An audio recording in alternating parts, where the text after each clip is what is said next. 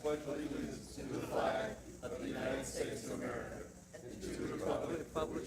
stands one nation under God, indivisible, with liberty and justice for all. Thank you for the honor, Mr. Mayor. Pleasure. Darn tootin'. Pleasure. Want to do the roll call? Councilmember Schroeder. Here. Councilmember Fisickelli. Here. Councilmember Jablonski. Here. Vice Mayor Brighters. Here. Mayor McKay. Here. Thank you, everyone, for coming.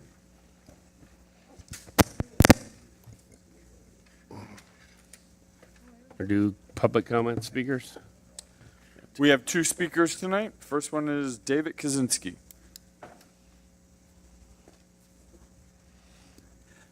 Good evening, Council. David Kaczynski speaking on behalf of the Sunshine Ranches Homeowners Association. Just a tiny little thing. Looking at the Southwest Rancher yesterday evening, we noticed that there was a tiny little error in the calendar. It shows our meeting being held on the 24th when actually it's going to be held on May 31st, which there's no date on the calendar, but it's going to be May 31st. I think that's maybe an alternative day or a false facts date or something. I don't know. Anyway, our speaker scheduled to be is Carrie Kashar with the PACE program. So if anybody's interested in listening to ways to improve your home through this voluntary program, come on out. Thanks. Our next speaker is Gay Chapels.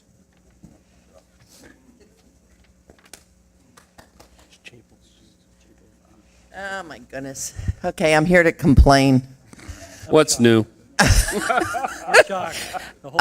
Look, I know it's a rat trap. You know, people call now. We're reactive to 95% of our stuff.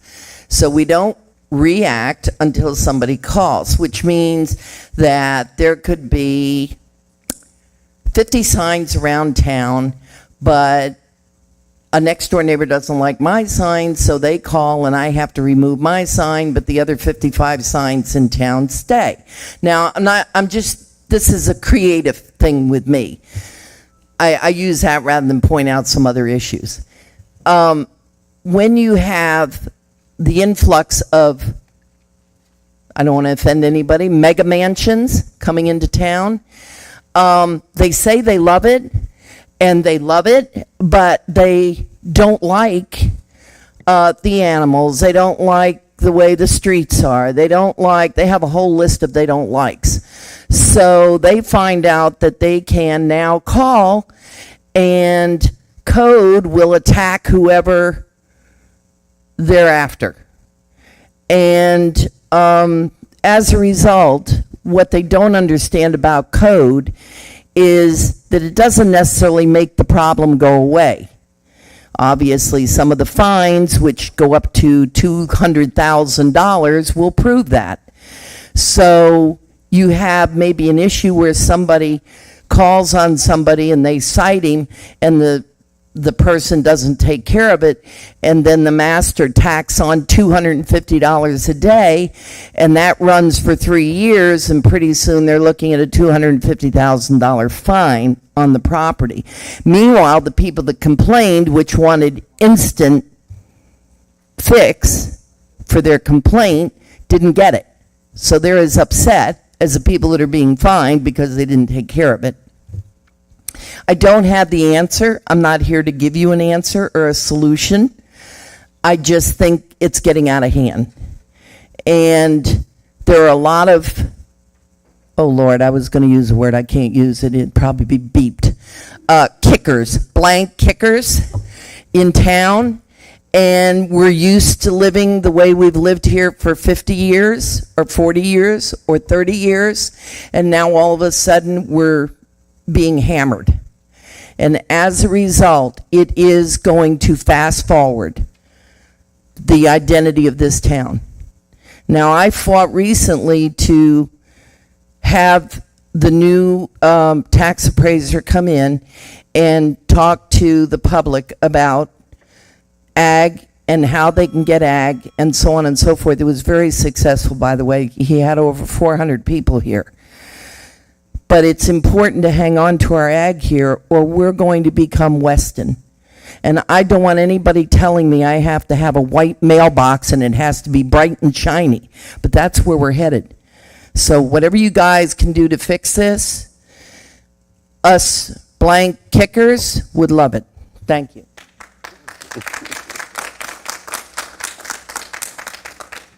Our next speaker is Jennifer Daxton.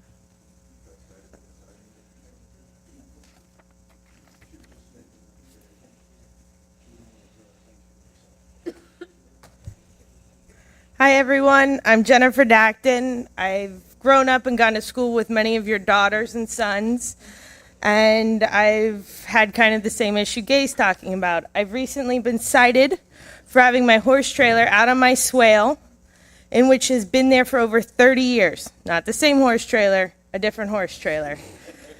We have a neighbor that moved in and built up his property. I have been coming to the town and complaining for over 2 years now, and I have it documented and everything. I've even printed out pictures of my property flooding and the proof of what's going on over there. His fence is backwards. His swale was never done. He never put in the fence I was told he was going to put in to not allow the water to come onto my property. He put up a berm, and it's not even a berm. It's half of a berm. It's literally, they built dirt up on the fence. And now I have his water coming on my property to the point where I've actually printed out photos for everyone to see.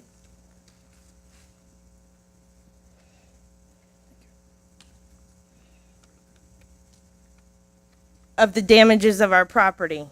We raise warm-blood horses. We breed them. We are also one of the only registered pygmy goat breeders in Florida, the only one in South Florida. We are also one of the only 3 Nigerian goat breeders. And with our property going over 2 and 3 foot of water on the entire property, none of my animals are safe. Not at all. We're losing business. My horses are coming up lame. We're having all kinds of issues. And I would really like to know why, if I've been bringing this to the town's attention for over 2 years, I feel like I've been swept under the rug. But then my $1 million neighbor goes over 2 weeks ago and complains, and you guys run out and then cite me. When this has been here for 30 years, we've had a horse trailer on our swale. Now, even if I wanted to put the horse trailer somewhere on our property, we can't. It's completely underwater and muddy. There's no way that I can even get my truck back there sometimes. The water flows over our road to our barn. I'd really hope that you guys see all these pictures and there's something that you guys can do about it. We just bought we bought the property from my grandparents. I've lived here since I was born, and I'd like to continue this, but I don't feel, it sucks. It sucks that people that have been here for 30 years are now getting pushed out by $1 million mansions. So that's all I have to say.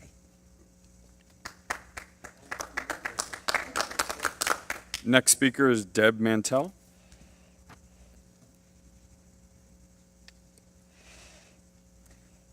Hello, everyone. I live on 5730 Southwest 166th Avenue.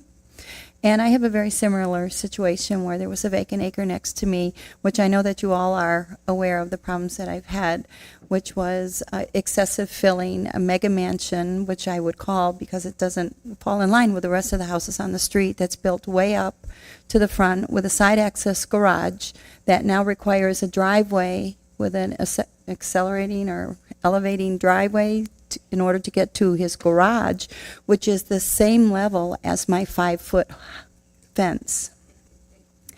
I have the same problem, and I didn't think to bring pictures to illustrate it, but I have the same problem since the fill came in that Jennifer has, in that my whole front acre floods when it does rain severely. Now, granted, prior to that house coming, the adjoining acres did flood because they are the lower properties in Southwest Ranches. However, I don't think that the older properties should be flooded because something new comes in next door, and that is going to dramatically change the face of my property. I have not had livestock on the front part of my agriculture property because I lost 6 head of sheep last year who got sick from the flooding.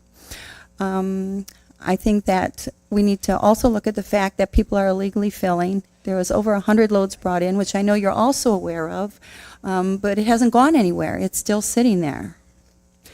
I also know that, the whole face of the town is changing. We're not preserving our rural lifestyle because the people that are moving in and building these enormous homes don't care about horses, don't care about cows, and don't care about chickens. It's changing, and I hope that we can do something to preserve the lifestyle that we all moved here for. Thank you. Our next speaker is Terry Shore.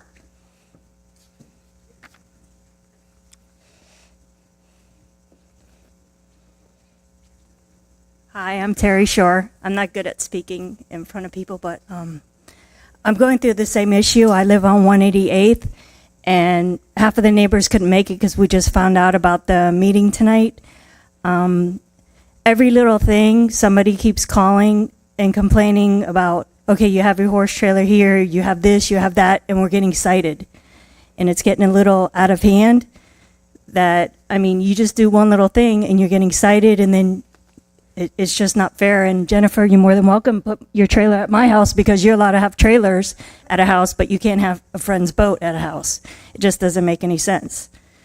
So I'm just trying to talk for the neighbors down my block. There's a certain person that complains about everybody. Every little thing, there's a citation, a citation, a citation, and it's getting really out of hand. I feel like I live in an apartment complex instead of a house. It's, and I have horses, and then people are complaining, oh, the poop, this, that. It's just, like I said, I'm trying to stay where I want to live, but in a way, I want to move. I'm done. Thank you. Our next speaker is Barry Malik. That's our last speaker. Okay, passing. All right. Board reports. Any board reports? Well, just a wee one. Last night, the Hysterical Society met, and we addressed the 5 acres and the use of the property, and we voted that it be used as a stabilized parking on the 5 acres, and then consider possibly an arena, which was recommended by the comp plan. But the recommendation was to put the arena and make it a performance arena. There are none in South Florida that you can have sanctioned big shows at. So if you have something like that, it would be a major asset. It can be used in all different aspects of the industry. Plus, it can be used for so many other things. But do the stabilized parking on the 5 acres so that in the future, if there's a panic and we have to get money somewhere, it's always there, and you're not tearing down something you built on it, but it's a stabilized parking area. So your only investment would be, and it could be utilized with the arena for the parking. So that's what we voted on, and unfortunately, it wasn't in our minutes when we did the Parks Board, and so we'll have to address it next month. But we did talk about it, and the consensus was that they did not want to develop it, that they really wanted to focus more on the park. Thank you. Any other board reports? Seeing no other board reports, we will move on to council member comments. Who'd like to go first? Okay, Gary, go ahead. Good evening, everybody. Thank you for coming. I'll be brief, just have a few things to go over. Some fun stuff coming up. In June at the Equestrian Park, we have an amateur radio event, also known as Ham Radio. It's going to be on the 23rd, 24th, and 25th, and what they're doing is I forget the exact term for it, but they're going to be trying to make contact with as many other stations around the world using mobile equipment, and they provide a very worthwhile service to the community, and it's all volunteer-based in the Amateur Radio League. And what they do is they can mobilize in times of hurricane emergency, i.e. When Hurricane Andrew hit and when Hurricane Wilma hit us. But anyway, they're doing the demos, and these are basically practice runs, and it's part of their advanced hobby. It'll be at the equestrian park. So those of you, and they'll be doing demos where you can talk to people in Singapore, Tunisia, wherever they make contact with the what's called the skip on their radios. So I just want to mention that. And also the Parks Foundation is putting on 2 events here this summer. One is on the 24th. I believe it's at the barn. It's the history of rum. Guaranteed it's going to be an interesting conversation. Hors d'oeuvres will hopefully be served. And it's being put on by Dr. Knight, Astor's brother, who is has a doctorate at it's an Ivy League college in Johns Hopkins. Thank you. And he's going to put on. He's given several demos, and I know a couple of people in the audience have already been to it, to his lectures. They're not demos. I'm sorry. They're lectures. And I have a few of his books, and I've read them on. He writes the history of the Caribbean and things of that nature, and how rum played a major role in all the stuff that occurred in the last 500-600 years, and it should be very interesting. Whether or not you participate in the sampling, it'd be kind of fun just to attend it. I'm not sure if there's a charge for it and what's involved in that. December, could you come to the mic and answer that, just so I get the facts right, if you don't mind?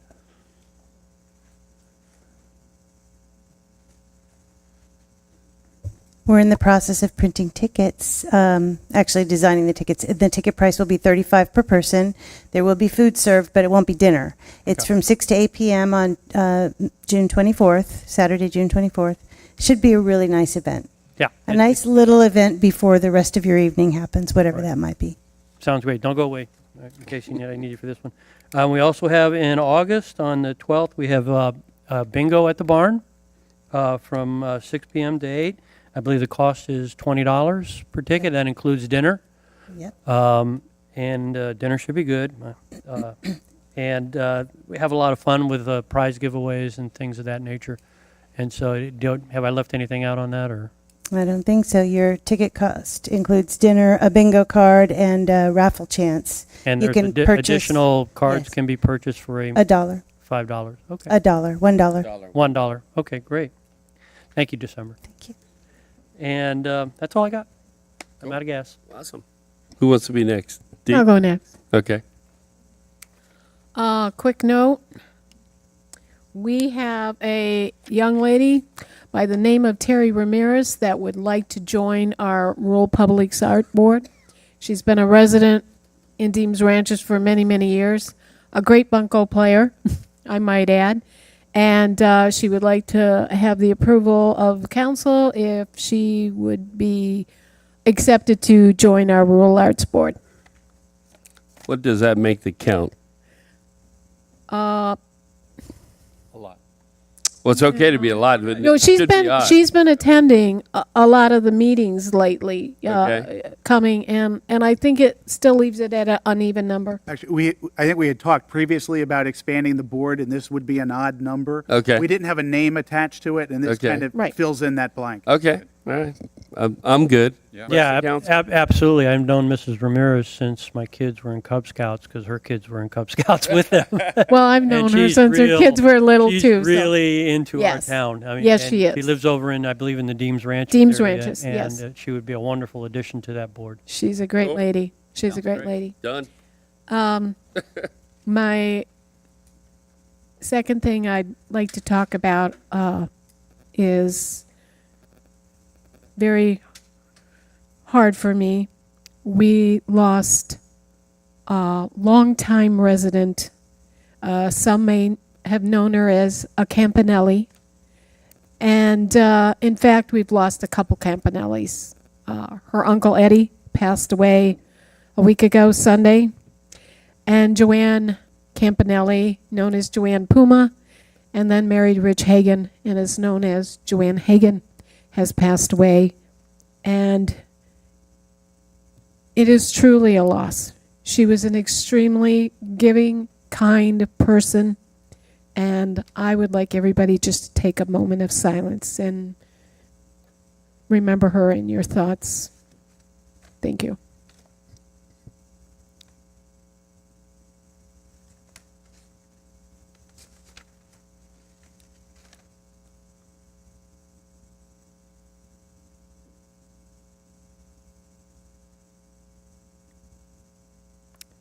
Thank you, everybody. Steve? Whoever's next. Who wants to go next? I'll go. I just wanted to respond a little bit to the public comment that we had tonight. And I just, as Gay alluded to, I don't think there's a quick fix to this, but it's something that has to be addressed. It goes to the base of who we are as a town, why we existed, why we chose to be our own town and not to hook up with another town.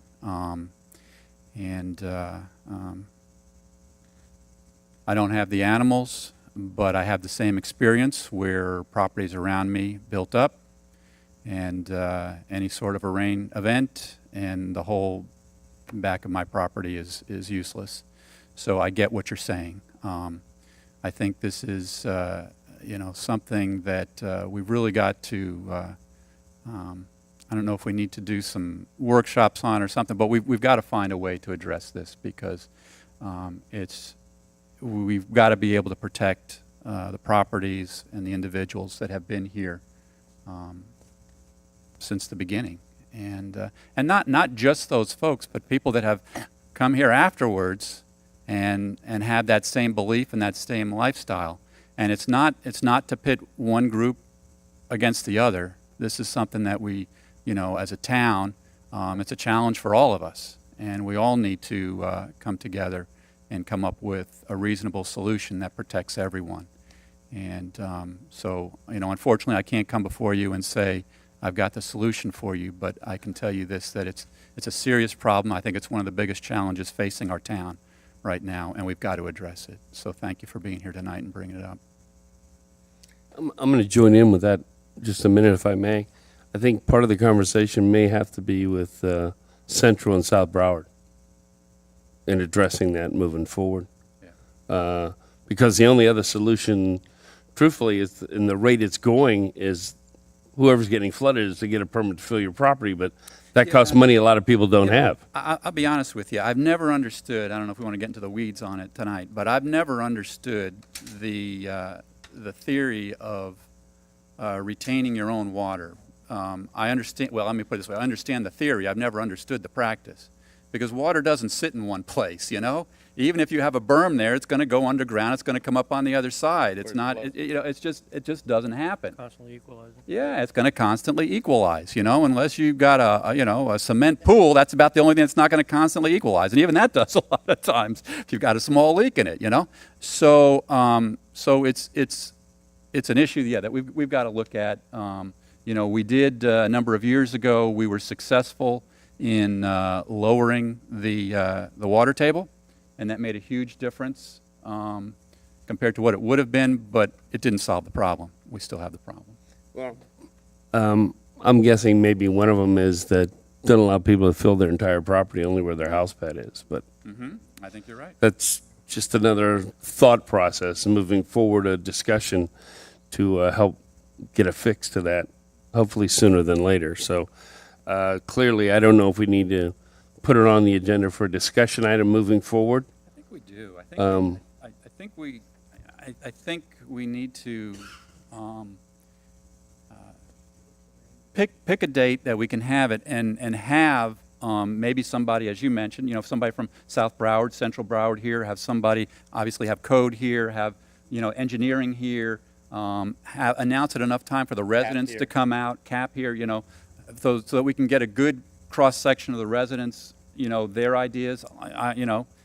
9 times out of 10, it's the residents that come up with the best idea on how to resolve some of this stuff. So, I think we ought to put it out there far enough advance, get enough, advertising and stuff out there that we can get a good cross-section of the town out there and get all the proper resources that the town can bring there to really have a good discussion. Andy, got any ideas on how long that would take you to put that together?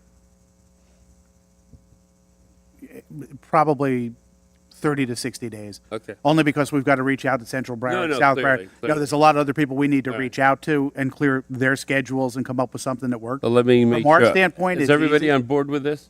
Yeah. Okay, okay. So if you would put that in gear. You done? Freddie, you up? Yeah, I don't have much other than the fact is I just feel that I need to make this very clear that, I've heard this talk about selling the 5 acres, and I think it's ridiculous. We've talked about open space and open space and open space. I don't care. I don't think the town needs money that we have to take and take any open space and sell it. I think our job up here is to keep the plan that we said we were going to stick with and keep open space and stick with it. That's all. Thank you. Okay. All right. I guess I'm up. I just want to thank everybody for coming out tonight. Appreciate it. I get phone calls periodically from residents about different issues, and always appreciate the phone calls, so thank you. So any issues or whatever, if you don't know my cell phone number, it should be in the newsletter, and it was not called Town Hall. I'm pretty sure they're authorized to give out my cell number. So if you all need me, feel free to call me. We're going to give your number to everybody. Okay. Call Gay Chapel. She has my number. Anyhow, so I don't need to give it to the TV show. Anyway, other than that, I don't have a whole lot else to tell you. We're plugging away, trying to fix problems or whatever. I just want to make a couple of statements related to code. Code sometimes is not a cure-all fix. Sometimes you get into a scenario that you have a neighbor that has an issue and another neighbor has an issue, and they go back and forth, and they're using code as a tool. And that should happen 1 or 2 times, and then ultimately code should step away and say, that's a civil matter between the two of you. Go address it in court. Because a lot of times code can't fix some of those problems. It's just a back and forth, back and forth. But as far as the other issues, we, most of you know, we are, nobody likes code. And our code, for what they do and how they function, is, to me, the best you can get because it's based on complaints. Unfortunately, the complaints are allowed to be anonymous, and sometimes people choose to be identified, other times they don't. I would say majority, they probably don't want to be identified. But if there's a complaint, code is required to respond to it. And sometimes if there's a solution to it, the solution could take anywhere from 90 to 120 days to get an issue resolved or fixed, and occasionally longer. So, but the way we have code is about the best any town like ours can have as far as what we ask for and how we ask it to function. Now, every once in a while we tweak it and we add things to it for a hit list to make it a priority issue. And illegal fill, illegal dumping, overgrowth of vacant lots on the residential properties are some of the items that are on the hit list of upfront that we're proactive on. So I believe in the very near future we're going to be adding a few things to the proactive list, which will be part of a discussion a little later this evening.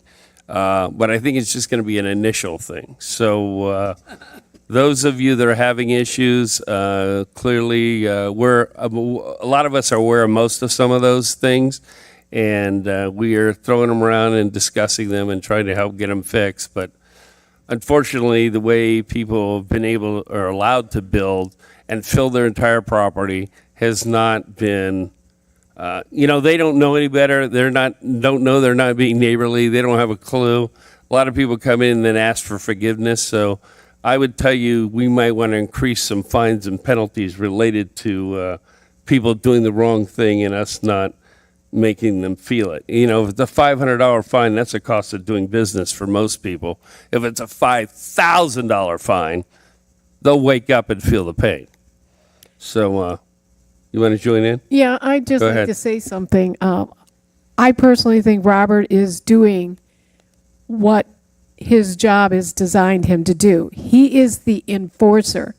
He does not set the rules or the laws. It was done by council, not by Robert. So when you jump in and get in poor Robert's face and you're screaming and yelling, remember, he's there to enforce what rules that we have set. So try to keep that in mind. It's not Robert's fault. He's just doing his job. So there are rules and regulations that we probably need to address and tweak a little bit better than we have. We adopted a lot of Broward County stuff, and we tweaked a few things, but it's probably something we have to look at again in certain areas and issues to tweak it a little bit better. So anyhow, I would tell you that our code enforcement, for what we want, what we're looking for in this town, we couldn't have a better group or better company than we have now. Whether you're on the good side or bad side of that, I would tell you, you know, they're here to do the right thing and be helpful. And I would tell you, never ignore a citation, because ignoring a citation is just going to make it worse. If you address it, come to a hearing. I'm at most code hearings. I attend most of them. And you can ask for more time, and they'll work with you to fix things if it's an issue. But if you ignore it and you don't do anything, the magistrate sets a fine for so much a day, and that ticket just runs and runs and runs. And by ignoring it, it's going to cost you a lot more money than it would have if you just address it. So I would tell you anytime, I don't care if you call me, code, whoever, don't ignore it. The other thing is I try to step in and help anywhere I can. But I will tell you, if it's gotten to the magistrate and it's already been to a hearing, it's beyond me being able to help you. A ruling's already been set, things are in place, and I'm kind of out of the picture. I can't help you. But if it's beforehand and you need time and there's an issue, I don't mind stepping in to help it out if I'm able to. So just a heads up. All right, I'm done with my stuff. Let's see, legal comments. All right. Thanks for having me. I'm glad to be able to sit here and see y'all and fill in for Keith while he's out tonight. He may make a guest appearance if he can make it here, but other than that, he's going to reserve any comments for the next meeting, and we'll go from there. But nice Okay. seeing everybody. Awesome. Heads up, by the way, everybody that don't know, Keith's birthday is tomorrow. So, yeah. I was actually, Richard here, and I thought Keith might be here. I was actually going to go to Publix and get a cake and surprise him or whatever. So we'll get him next meeting. All right. I guess we're administration comments. Andy, you're up. Yeah, thank you, Mayor. I don't have anything this evening. Cool. All right. If you would read number 8 resolution, please, sir.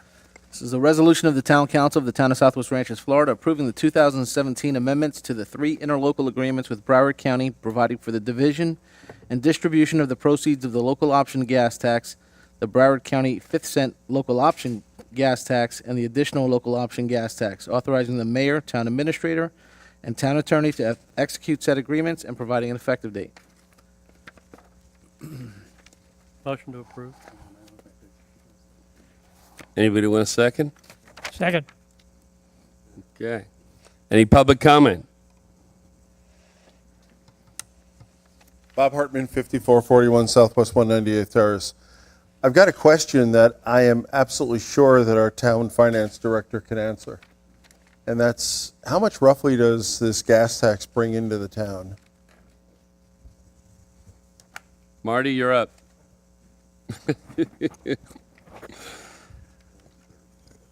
Thank you. For the record, Marty Sherwood, Town Financial Administrator. Yes, for the current year budget, I'll look up the account within the Transportation Fund. The two components, this goes 100% to the Transportation Fund.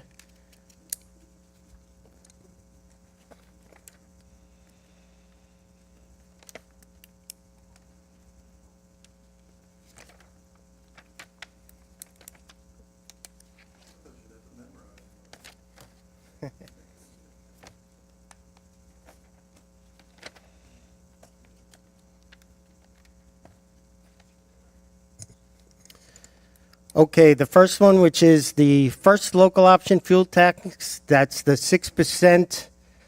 We receive approximately $75,000 a year within the fund, the Transportation Fund. The second local option fuel tax is $53,500 in total. And then the transportation component of the state revenue sharing portion of the gas tax, $38,329. It's in the grand perspective, because the Transportation Fund also includes our TISDOR projects, drainage projects. It's a small component. It helps subsidize all the activities that take place within the fund. However, it's not enough to completely cost recover the total amount of efforts and priorities that council has for the entire budget year. All right. Thank you, Marty. Appreciate it. Any other public comment? See no public comment. Public comment is closed. Back to the council. Any questions? Call the question. Councilmember Schroeder, Yes. Councilmember Fisickelli, Yes. Councilmember Jablonski, Yes. Vice Mayor Bright Cruz, Yes. Mayor McKay. Yes. Motion All passed. right. Number 9, please, sir.